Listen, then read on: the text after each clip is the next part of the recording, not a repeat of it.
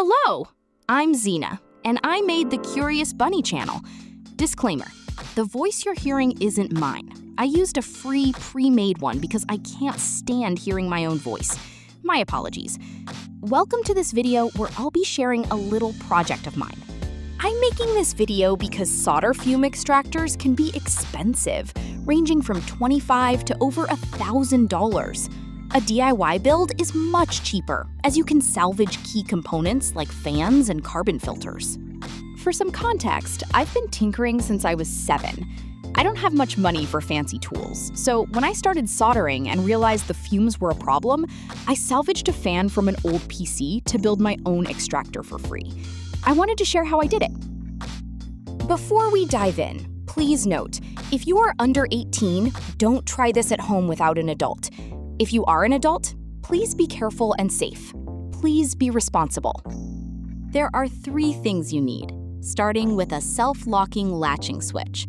These are commonly found in older or inexpensive consumer electronics where a simple on-off latch is needed.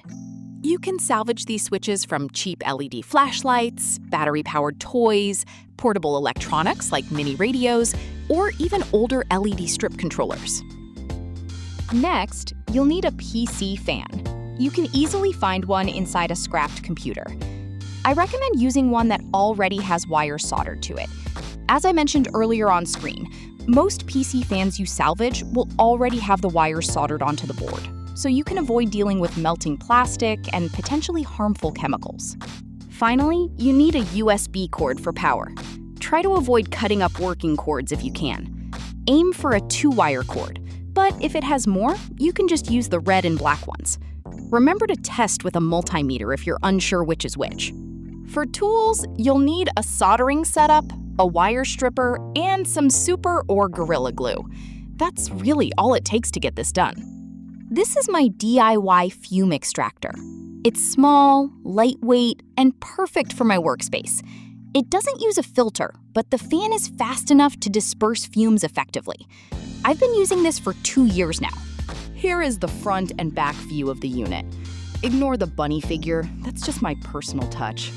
In the view on the right, you can see the circuit board I've exposed. This allowed me to access the terminal points.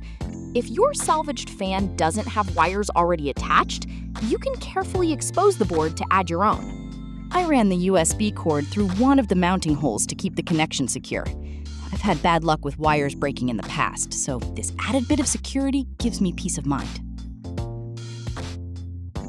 Now, let's talk about what I did next to finish the assembly.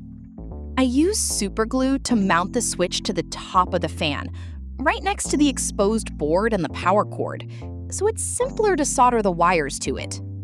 Next, I soldered the wires to the fan's board, connecting the red positive and black negative terminals. Then, I wired the negative terminal of the fan directly to the negative line of the USB cord. For the positive connection, I soldered the fan's positive terminal to one side of the switch and the USB's positive wire to the other side. As an optional finishing touch, I used glue or epoxy to coat the exposed boards and wiring for extra durability. That's it for the build. I hope this video helps you with your own projects. Remember that you can always adapt these steps to suit your preferences. I strive to keep my content free, but if you'd like to support my work and future improvements, check out my Ko-Fi link in the description. Thanks for stopping by, and stay curious.